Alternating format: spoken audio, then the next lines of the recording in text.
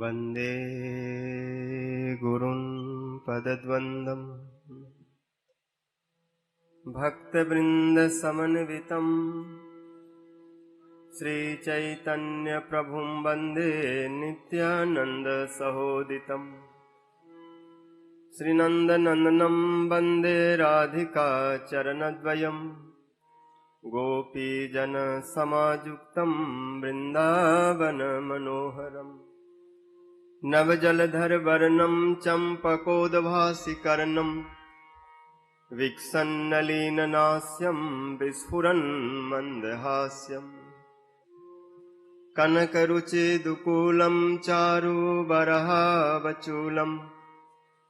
कमपि निखिलसारं नौमि गोपीकुमारम् नारायणं नमस्कृत्य नरं चैव नरोत्तमं देवीं सरस्वतीं व्यासं ततो जयमुदीरये। श्रीकृष्ण चैतन्य प्रभु नित्यानंद श्री अद्वैत गदाधर श्रीवासादि गौर भक्तवृंद। हरे कृष्णा कृष्ण कृष्ण हरे हरे, हरे राम राम राम हरे हरे। सर्वाग्रे मध्य गुरुपाद पद्म नितला पृष्ठोम विष्णुपाद अष्टोत्तर सत श्री श्री भक्ति जीवन जनार्दन गोसाई महाराज नितला पृष्ठोम विष्णुपाद अष्टोस भक्ति वेदांत नारायण गोसाई महाराज नितला पृष्ठोम विष्णुपाद अष्टोत्तर सर भक्ति प्रमोदपुरी गोस्वामी महाराज तथा समस्त रूपानुगुरु वर्गों के चरणों में अनंत कोटि दंडवत प्रणाम करते हुए हैत की कृपा की प्रार्थना करते। उपस्थित समस्त वैष्णव जन मातृजन सभी के प्रति यथाजोग दंडवत अभिवादन। काल ब्याल मुख ग्रास त्रास निर्नाश हेतवे श्रीमद् भागवतम शास्त्रम कलौ किरेन भासितम। काल रूपी ब्याल ने सबको अपने मुख में दबा रखा। सब त्रसित हैं, व्यथित हैं, भयभीत हैं। इसलिए सबसे इन समस्त भयों से बचने के लिए श्री सुखदेव जी ने एक उपाय जो कहा वो है भागवत कथा। भगवान के कथा के समान मन को, बुद्धि को, इंद्रियों को शुद्ध करने के लिए और कोई उपाय नहीं। शाश्वत गति को पाने के लिए एक ही उपाय है, न और दूसरा उपाय। और कोई नौका नहीं, कोई अवलंबन नहीं। बस इन भगवान के लीला कथाओं को सेवन करो, अपने दान कान रूपी दोनों में भर भर करके इस रस को पियो। एतदस्मात् परः किंचिन मनः शुद्धये न विद्यते जन्मांतरे भवेत् पुण्यम तदा भागवतम लभे। इससे बढ़कर के मन को शुद्ध करने वाला नहीं। लेकिन ये भागवत कथा सुनने और सुनाने का जो सौभाग्य मिलता है वो तो किसी सुकृतिशाली को मिलता है। इस जन्म का अथवा पहले अनंत जन्मों का जब पुण्य एकदम इतना इकट्ठा होकर घना हो जाता है, जैसे मेघ, इतना मेघ एकत्रित हो जाए, घना हो जाए, बरसने लगता है। ऐसे जब सुकृति बहुत हो जाए तो सुकृति ही रस के रूप में, भागवत कथा के रूप में बरस करके उसको बाहर भीतर नहला देता, धो देता है, शुद्ध कर देता है। सर्वात्म स्नग परंग विजयते श्री कृष्ण संकल्प। इसलिए यहां इस बात को श्री सूत जी भी स्वीकार करते, जन्मांतरे भवेत् पुण्यम तदा भागवतम लभे। भक्तिस्तु भगवत भक्त संगेन परिजायते सत्संग प्राप्यते पुंभि सुकृते पूर्व संचित। भक्ति, भागवत भक्तों का संग ये उनकी कृपा से ही मिलती है। ये कृपा इस जन्म की सुकृति अथवा किसी अन्य जन्म की सुकृतियों से ही प्राप्त होता है। जब ये भागवत की कथा परीक्षित की सभा में सुखदेव गोस्वामी जी गान कर रहे थे, हे शौनक आदि ऋषियों, मैं भी उस कथा में बैठा हुआ था और हमने देखा कि जब हमारे गुरु जी कथा बोल रहे थे तो वहां पर देवताओं का आगमन हो गया, देवा तत्र आगमन। बड़े मुस्कुराते हुए बढ़िया बढ़िया वस्त्र धारण करके और वहां पर उपस्थित हो गए। सुखदेव जी को प्रणाम किए, लेकिन प्रणाम कोई समर्पण का भाव नहीं, बल्कि इसलिए कि अपना काम बना लो। कई बार जो सिर पटकना होता है, प्रणाम करना होता है, कहीं न कहीं अपने उल्लू सीधा करने के लिए, लेकिन जो हृदय से समर्पित होते हैं वो फिर गुरु जी के ऊपर अपनी बात नहीं चलाते, गुरु जी की बात को हृदय में धारण करते, बस कल्याण इसी में होता है। लेकिन देवता लोग आते के साथ प्रणाम किए और प्रणाम करते के साथ अपना डिमांड कर दिए। बोले गुरु जी बात ऐसी है, आप बड़ी अमृत पिला रहे हैं, कथामृत कर रहे हैं, कथा का पान करा रहे हैं, खूब कराइए, लेकिन हम जो श्रोता है थोड़ा विशेष श्रेणी का है। हम जो पीते हैं तो बदले में कुछ देते हैं, ऐसे नहीं पीते। इसलिए हम लोग ने भी स्वर्ग से अमृत लाया है और आपके पास भी अमृत है, सौदा बराबर की है। इसलिए ऐसा करें कि राजा को तो हमारा जो अमृत है उसको पिला दीजिए और उसके बदले में हमें कथामृत का पान करा दीजिए। क्योंकि देवताओं को चिढ़ हो रहे थे कि राजा अगर इस अमृत को पिया तो हमसे आगे निकल जाएगा, ये हमारे सिर पर भी पैर रख करके गोलोक वृंदावन में चला जाएगा। इसलिए ये मनुष्य और हमसे आगे चला जाएगा, इसलिए इसका कल्याण न हो और ये अमृत से वंचित हो और सुखदेव जी को भी भ्रमित किया जाए, इनको भी लोभ दिया जाए कि हमारे पास भी कुछ है, फिर इसके साथ इतनी दोस्ती इतनी प्रीति क्यों, लेने देने वाले तो हम हैं। ऐसी बातें करने लग गए। सुखदेव जी कथा में डूबे थे और बोले कहां से आ गया बीच में, तुरंत बोले कि खबरदार अगर ऐसी तुलना की तो तुम्हारी कथा और हमारी कथा की कोई तुलना नहीं हो सकती।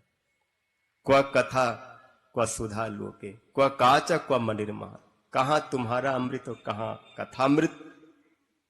दोनों ऐसे अतुलनीय हैं जैसे कोई कांच और मणि की तुलना नहीं हो सकती। कोई एक कांच का टुकड़ा ले आए और बोले कि तुलना मणि के बराबर है, मणि के समान है, तो कोई मान लेगा? देवताओं का उपहास हो गया, उन्हें कथा नहीं मिली।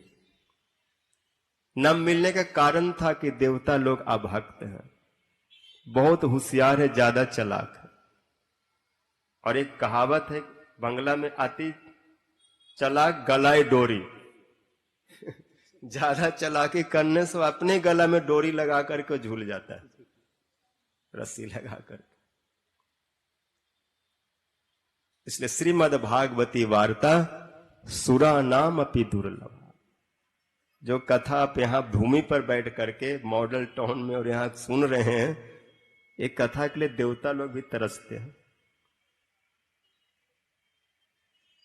ऊपर से देखते हैं कि इनका क्या पुण्य है जो ऐसे दिन रात ये हरि नाम हरि कथा पीते रहते, सुनते रहते। देवता लोग तिरस्कृत अपने को समझने लगे, अपमानित समझने लगे। इसलिए विचार करते हैं कि कथा में ऐसा क्या है जो हमारा अमृत में नहीं।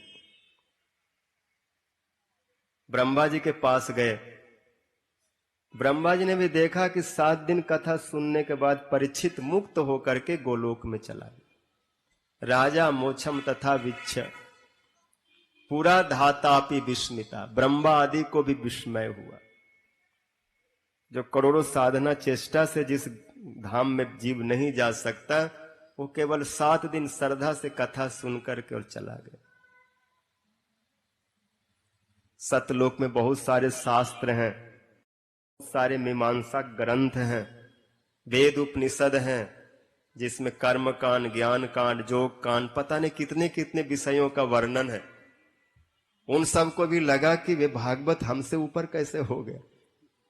ये सारे धर्मों का, सारे कर्मों का, सारे साधनों का तिरस्कार हो गया और ये सबसे ऊपर चला गया। ऐसे हम नहीं मानेंगे।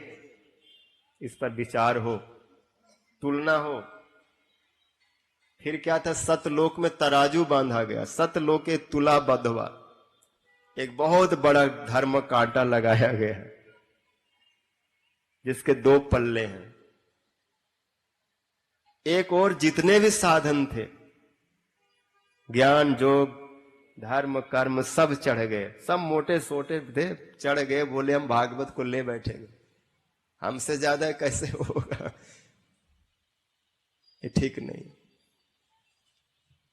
लेकिन आश्चर्य हुआ, लघुन अन्यानि जातानि गौरवेन इदम मह तदा ऋषि गणः सर्वे विस्मयम परम मुजज। जितने भी साधन थे सब एक साथ मिल करके भी इतना भारी नहीं हो पाए कि भागवत जी को ऊपर कर दे। भागवत जी का जो पल्ला था जमीन पर ही रह गया, सब मिलकर के उसको उठा नहीं पाए, तौल नहीं पाए।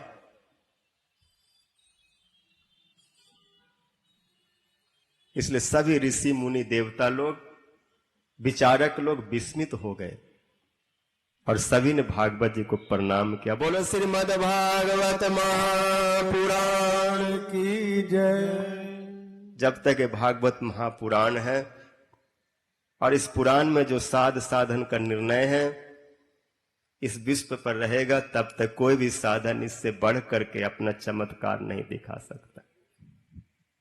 इसलिए किम सुरत भी बहुविध शास्त्रे पुराणे च भ्रमामहे एकम भागवतम शास्त्रम मुक्ति दाने न गर्जति।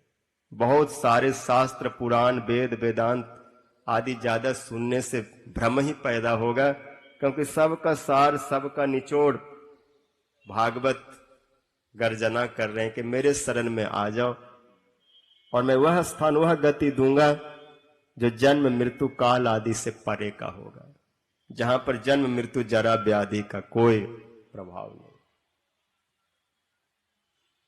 जद्यपि भागवत कथा सर्वप्रथम भगवान ने ब्रह्मा जी को दिया, ब्रह्मा जी ने नारद जी को दिया। ये परंपरा कृष्ण से ब्रह्मा जी, ब्रह्मा जी से नारद जी को एक कथा प्राप्त। लेकिन सप्ताह श्रवण के जो विधि है, 7 दिन कैसे, कहां पर कथा सुननी चाहिए, कथा का स्थान कैसा हो, वक्ता कैसा हो, श्रोता कैसा हो, उसमें नियम क्या क्या है, इत्यादि इत्यादि, ये सब कुमारों ने नारद जी को बताया। सौनक आदि बोले, गुरुदेव ये सब कैसे हुआ? नारद जी और कुमारों का समागम, सत्संग कहां पर हुई? क्योंकि नारद जी लोक विग्रह मुक्त हैं, चारों कुमार भी कहीं पर किसी से कोई ज्यादा वार्तालाप नहीं करते, अपने भजन में रहते। और नारद जी को दक्ष प्रजापति का श्राप लगा हुआ, ये भी ज्यादा देर कहीं रुक नहीं सकते, केवल जितनी देर गाय दूही जाती। फिर कुमारों का और नारद जी का सत्संग हुआ, जिसमें चारों भाइयों ने भागवत की महिमा सुनाई। ते सब कैसे हुआ, कहां हुआ, हमें सुनने की बड़ी इच्छा है। श्री सूत जी ने कहा, है सौनक आदि ऋषियों, अब आप लोग सावधान से सुनो। एक समय नारद जी सत्संग के लिए, कुछ जिज्ञासा के लिए बद्रिका आश्रम में आए, क्योंकि उन्होंने भक्ति देवी से वचन दिया था कि मैं आपका घर घर में स्थापना कराऊंगा, ज्ञान वैराग को पुनः नव चेतना मिले ऐसा प्रयास करूंगा। ऐसा नहीं हुआ तो मैं हरि का दास नारद नहीं कहूंगा।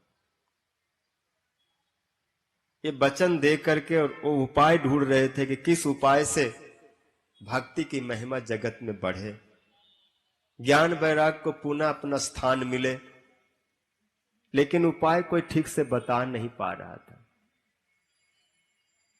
ये बड़े खिन्न और उदासीन हो करके बदिक्रा आश्रम में आए हैं, जहां पर उन्हें चारों भाइयों का दर्शन हुआ। सनक, सनंदन, सनातन, संत कुमार, चारों भाइयों ने नारद जी को देखा। नारद जी बहुत खिन्न है, उदासीन है। भाइयों ने कहा कि नारद जी आप ऐसा क्यों? कथम ब्रह्मन दिन मुख कुतश्च चिंता तुरो भवान त्वरितम गम्यते कुत्र कुतश्च आगमन तब। आप मुक्त हैं, आप ब्रह्मा जी के मानस पुत्र हैं, आपकी महिमा जगत में विख्यात है। आप जैसे महापुरुष, महाजन यदि दीन हो जाए, उदासीन हो जाए तो उचित नहीं है। नारद जी ने कहा कि हे भगवान, मेरा इस उदासीनता का कारण है, मैं पृथ्वी लोक में गया था, यह जान करके, यह मान करके कि पृथ्वी जो है सर्वोत्तम स्थान है, जहां पर गंगा, हरिद्वार, बद्रीनाथ, केदारनाथ, उधर रामेश्वरम, श्रीरंगम, सेतु बंधनम इत्यादि, जगन्नाथ, गंगा सागर आदि, गया, काशी, कई, वृंदावन, मथुरा, कई स्थान है जिनका दर्शन स्पर्श जीव धन्य हो जाता है। तब इन तीर्थों में भ्रमण करते करते सर्वत्र विचरण कर रहा था, लेकिन कहीं पर भी मन को शांति नहीं मिल रही थी, संतोष नहीं मिल रहा था। जहां भी देख रहा था सब उल्टा दिखाई पड़ता था। तीर्थों में गया, देखा न तो सत्य है, न दया है, न दान है, सब अपने पेट भरने में लगे हुए। जैसे शुकर और कुकर जैसे भी पेट भर ले, सब कपट करते हैं, एक दूसरे को ठगते, धोखा देते। उदरम भरिनो जीवा बाराका कुटभासी। मुझे लगा मैं कहां चला आया, इसलिए एक शांति में स्थान को ढूंढते हुए वृंदावन में चला गया। और हे मुनीश्वर, जब हम वृंदावन में गया तो वहां एक आश्चर्य हमने देखा, जहां आज भी भगवान की लीलाएं होती हैं, आज भी वही जमुना, वही राधा गोविंद, वही कुंज, वह सब स्थान जिसके लिए मीरा जी ने भी भजन में कहा, आली मोहे लागे वृंदावन को। घर घर तुलसी ठाकुर पूजा, दर्शन गोविंद जी को।